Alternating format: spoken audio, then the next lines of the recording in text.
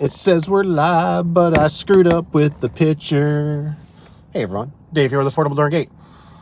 I don't know the gentleman that commented on the one video, but, and this is in positive, he mentioned that he's, excuse me, I had to go to Lowe's. I had to grab a few things. The shop's got a leak. Plumbing. So I'm a plumber today. I wear many different hats. But anywho, he said it's not working. He said, I'm trying everything you're doing. And he's trying to generate leads. He's trying to, generate business. And I have to bring this back up because you guys always have to remember that it's kind of like going fishing, right? If you go fishing into a lake that has no fish, it's kind of hard to catch fish. And the problem is right now, 100% my opinion. I'm not an attorney. I'm not the this is just my opinion. We're not in a good economy. We're not in a good economy. The economy is really hurting. And I think things are really hyped up. The only thing I see people doing is buying some food and stuff like that, But when you go to these lumber yards and stuff, I'm not seeing like when we had the big rush with the cough syndrome. I'm not seeing the huge, just monsters, piles of wood going out and just money flowing. It's not happening. What's up, Mr. Garage Door Guy 67? 67. And so you got to remember that, you really got to be pushing hard. Now, somebody on the last one, they mentioned about possibly like lumber yards. And I didn't mention that in that video. That's a good idea. The lumber yards are a good opportunity to go in there. And the thing is, what you got to remember with this stuff too is at least this is for me. Let me know if this is for you guys.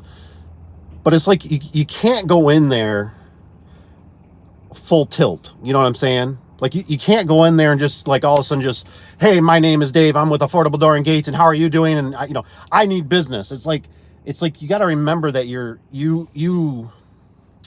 radiate this, right? It's energy, right? Like, but if you go in there and you're buying a few things, and if you got to buy some lumber, you got to buy, maybe a man door or something, if you can, and not that you have to, but it just kind of helps slow the transaction down, right? And, instead of going to the big, instead of going to Lowe's and all that kind of stuff, go to the lumber yard, and I know it takes more time, or they might not have everything you need, but go to the small lumber yards and let them, you'd be amazed when you start building, right? They start seeing your face and, but you go in there and buy one thing. It's just, it doesn't really mean nothing, right? But you start going in there and you're buying some nuts, or screws, and buying some lumber and just buying some stuff, right? And you start talking to the guy, and well, what do you do? And well, I do this, do that. And it could spark, right? I was literally looking around the parking lot here. I'm actually waiting, so I'll have to eventually jump off pretty sooner than normal because the kiddos are coming, and the wife-a-tron. Excuse me. But what I was thinking is I thought if I was really wanting to hustle, I start walking around. I start putting, it's probably illegal. Everything's illegal, right? You can't even wipe your butt unless somebody knows about it and you got a permit. But I'd start putting business cards. I throw some business cards under these windshields if I'm really hungry. You know what I mean? I've done it before. I've had a few that maybe fell out of my pocket, let's just say, So I like how the one guy put it in the one video I had. He said, you got to stay hungry, shoot for those lumber yards. I think property management might be not a bad idea either, but you just got to keep trying to explore different things, and you don't know what's going to bite and what's going to work. And once you start realizing the algorithm, that's how I always look at it, right? I start looking at the algorithm, and the biggest thing you got to do, and I'm still horrible about it to this day. We just had a customer yet today that was like, how'd they find us? Forgot to ask. I still have another chance. I probably could via text, but you got to remember, it's so important to ask them. Just say, hey, I'm just curious, and I didn't want to overwhelm the customer in a sense, right? Because there's already enough going back and forth, texting and everything else. Here's some kids yelling or something. Thought it was mine. I thought I only got one. What the heck's going on here? So, whoa. Tanner says, "What's up, Mr. Tony? I hope you're doing well. It's good to see you. I see you got the wrench. Good day, Dave. Yes, it is a good day. Except up here in Michigan, it is freaking cold, man. It's like 20 degrees today, and it's no fun. But next Tuesday, we start getting a little warm up again in the 40s. And this weather, though, the wind and the cold. But I'm not complaining, right? Can't complain. Winter's been pretty nice to us. We got slammed a couple times. But no, I was just thinking about that gentleman that said, hey, I'm trying everything. And I thought, you better not be, if you're hungry, man, I tell you what, I used to walk into businesses, right? Commercial. I'd meet the people right then and there, shake their hands, look them in the eyes, right? Because there's things that people don't do anymore. I'd send cards out, letters. I'd find out who, by just calling the place, right? The commercial place, and say, hey, who's the maintenance guy that's in charge there? And they'd say, oh, you mean Roger? Yeah, you might not even get their last name, right? And then you call back again, you call now you get somebody else, and you go, hey, the maintenance guy, Roger, I'm looking for something. You can spill it however you want. Say, I got to send an invoice. I didn't get his last name. Can you? And maybe it's a voicemail. Oh, I'll send you over to his voicemail. You listen to the voicemail, right? You send a letter, right?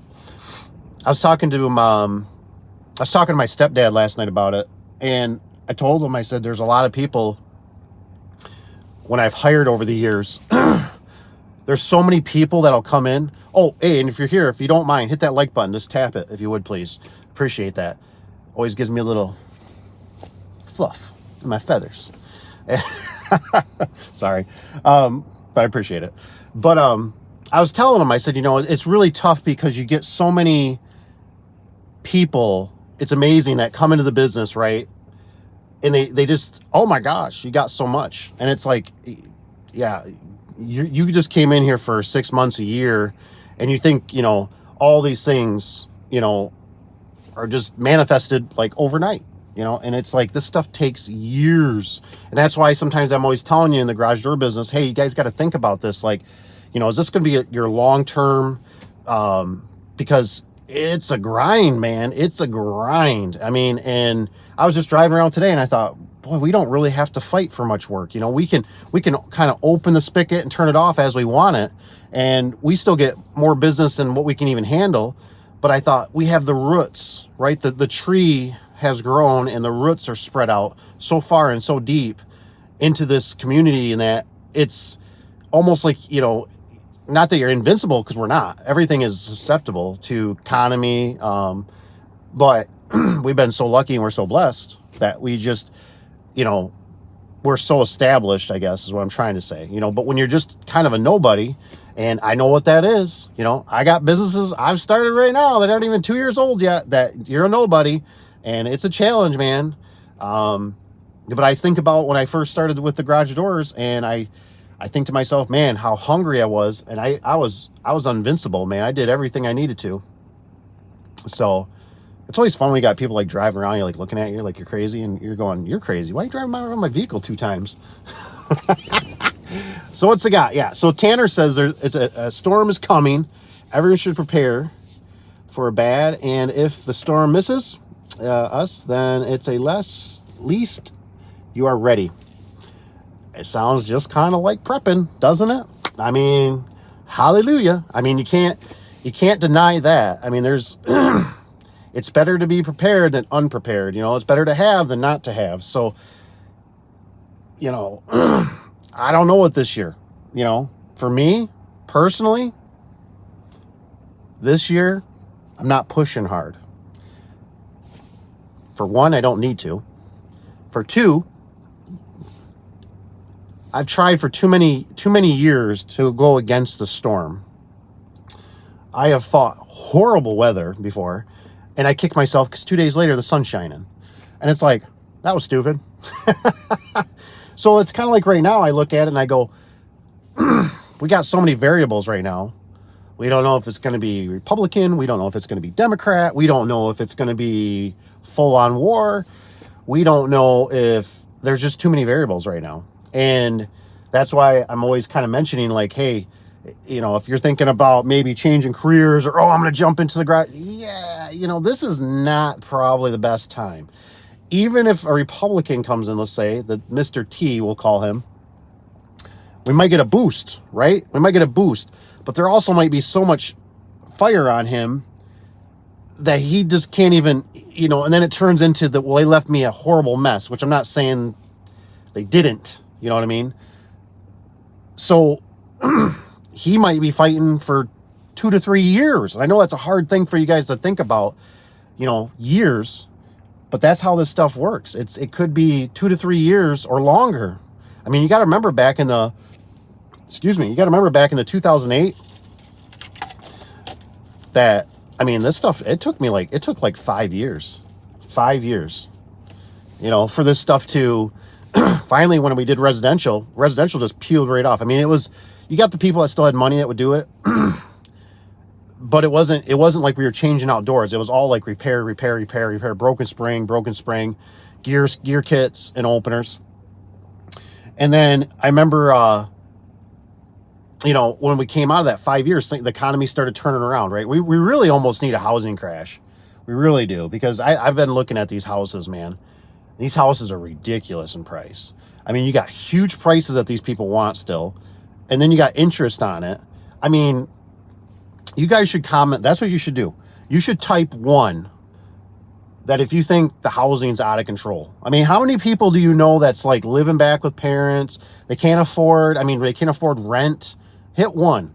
Just type 1 if you seeing this. You know what I mean? Because I'm seeing this, and I got family members too that's like they go out, maybe they pair up even, and it's like they can't afford it, man. And I look, I don't blame them. This stuff is just, I mean, when you're spending, especially like up here in Michigan, rent should probably be around $1,200, you know, on some of these houses, right? And it's like $1,200 plus, and it's like $1,200 for rent, and then you got, you know, you got to do utilities, you got to do garbage, you got to do gas, you got to do your own vehicle. Vehicles are super expensive.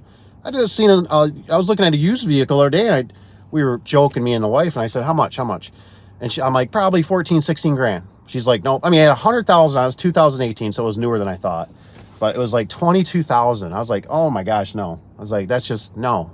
I said, we used to buy full-size diesel trucks for 18. I said, you know, big size 4-door diesel trucks. So it's just crazy. Realtor companies are good also if they sell houses. Houses, photo eyes. All right, big one. They always need us to come move and make sure the work and give out our name. So I think, so I got to put it, how do you do it? So realtors, there's a couple things I'm going to tell you right now. I just talked to a gentleman down south. We were talking on the phone. Great dude. I think it's Mike. Mike? Is it Mike? It's Mike. Mike, what's up? And anyways, he was telling me, he says, I won't work for realtors. He says, I've gotten burned.